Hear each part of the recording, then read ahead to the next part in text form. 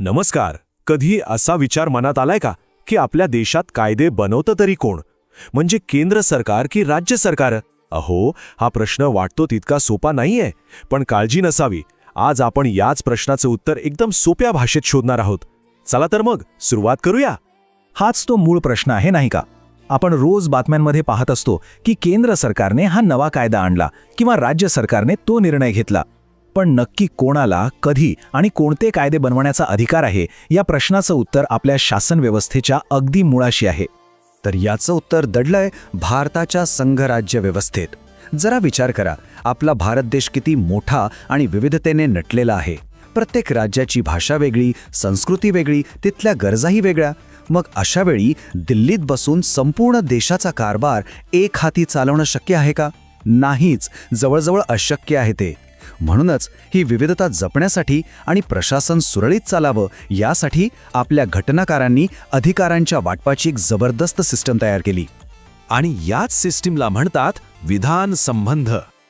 हे फक्त अधिकारांचं वाटप नाहीये बरं का, तर ही एक अतिशय विचारपूर्वक तयार केलेली घटनात्मक रचना आहे. हीच रचना ठरवते की कोणत्या विषयांवर केंद्राचा अंतिम शब्द असेल आणि कोणत्या विषयांवर राज्यांना पूर्ण अधिकार असेल. मग ही अधिकारांची विभागणी नक्की केली तरी कशी जाते? त्याचं उत्तर आहे 3 सूचींच्या फॉर्म्युल्यामध्ये. ही एक इतकी स्पष्ट आणि प्रभावी पद्धत आहे जी केंद्र आणि राज्यांच्या अधिकारांची क्षेत्र अगदी नेमकेपणाने ठरवते. चला तर पाहूया हे नक्की कसं काम करतं ते. हे समजायला ना एक मस्त उदाहरण घेऊ. समजा आपला भारत देश म्हणजे एक मोठी अपार्टमेंट बिल्डिंग आहे. आता केंद्र सूची म्हणजे काय, तर बिल्डिंगच्या सगळ्या महत्त्वाच्या गोष्टी, जसं की मेन गेटची सुरक्षा, सगळ्यांना लागणारा पाणी पुरवठा, लिफ्ट, यावर निर्णय कोण घेणार? फक्त आणि फक्त सोसायटी, म्हणजेच आपलं केंद्र सरकार. यात येतात संरक्षण, चलन, रेल्वे असे देश पातळीवरचे विषय.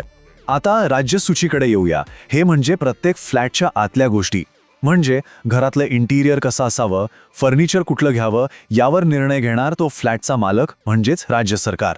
यात पोलीस, शेती, आरोग्य असे स्थानिक विषय येतात. आणि तिसरी समवर्ती सूची, ही म्हणजे पार्किंग किंवा टेरेस सारखी कॉमन जागा. इथे नियम कोण म्हणू शकतं? अहो, सोसायटी पण आणि फ्लॅट मालक पण, म्हणजे केंद्र आणि राज्य दोघेही. यात शिक्षण, वन आणि विवाहासारखे विषय येतात. आहे की नाही सोपं? आता इथे एक महत्त्वाचा मुद्दा आहे. समजा त्या कॉमन जागेबद्दल म्हणजे समवर्ती सूचीतल्या एखाद्या विषयावर सोसायटी आणि फ्लॅट मालक दोघांनी वेगवेगळे नियम बनवले तर काय करायचं? अशा वेळी सोसायटीचा नियम म्हणजेच केंद्र सरकारचा कायदा अंतिम मानला जातो. हे संतुलन राखण्यासाठी खूप गरजेचं आहे. पण बघा, जिथे नियम असतात तिथे काही अपवादही असतातच. काही खास परिस्थितीत हे ठरलेले नियम बदलले जाऊ शकतात. आपलं संविधान लवचिक आहे आणि ते देशाच्या गरजेनुसार अधिकारांमध्ये तात्पुरता बदल करायची संधी देतं. तर अशा 3 खास परिस्थिती आहेत. पहिली म्हणजे जर राज्यसभेला असं वाटलं की राज्याच्या यादीतला एखादा विषय हा राष्ट्रीय दृष्टीनं खूप महत्त्वाचा आहे, तर ती केंद्राला त्यावर कायदा बनवायला सांगू शकते. दुसरी परिस्थिती म्हणजे राष्ट्रीय आणीबाणीच्या काळात. तेव्हा देशाची सुरक्षा आणि एकता सगळ्यात महत्त्वाची असते आणि मग केंद्र राज्यांच्या विषयांवरही कायदे करू शकतं. आणि तिसरी म्हणजे जर 2 किंवा त्यापेक्षा जास्त राज्य स्वतःहून केंद्राला त्यांच्यासाठी एका सामायिक विषयावर कायदा बनवण्याची विनंती करत असतील तर तेही शक्य आहे. बरं, आपण 3 सूची तर पाहिल्या, पण विचार करा असा एखादा विषय समोर आला जो या 3ही सूचींमध्ये कुठेच लिहिलेला नाहीये तर? उदाहरणार्थ सायबर लॉ किंवा स्पेस रिसर्च, ज्याबद्दल घटना लिहिताना कदाचित कल्पनाही नसेल. मग अशा विषयांवर कायदा कोण बनवणार? याच अधिकारांना अविशिष्ट अधिकार असं म्हणतात. हे असे अधिकार आहेत जे भविष्यात येऊ शकणाऱ्या नवीन आणि अनपेक्षित विषयांना हाताळण्यासाठी राखून ठेवलेले आहेत. आणि हे अधिकार सरळ सरळ जातात केंद्राकडे.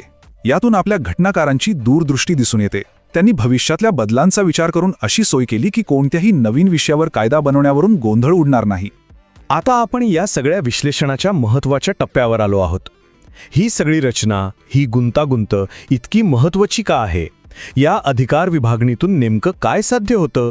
तर मग या सगळ्याचा सार काय आहे? ही रचना केंद्र आणि राज्यांमध्ये एक अप्रतिम संतुलन साधते आणि हेच या प्रणालीचं खरं सौंदर्य आहे.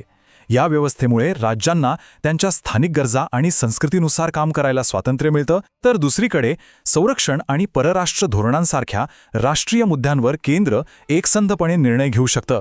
यातूनच भारताची विविधता जपली जाते आणि देशाची एकताही अबाधित राहते. हा समन्वयच आपल्या या विशाल लोकशाहीचा कणा आहे.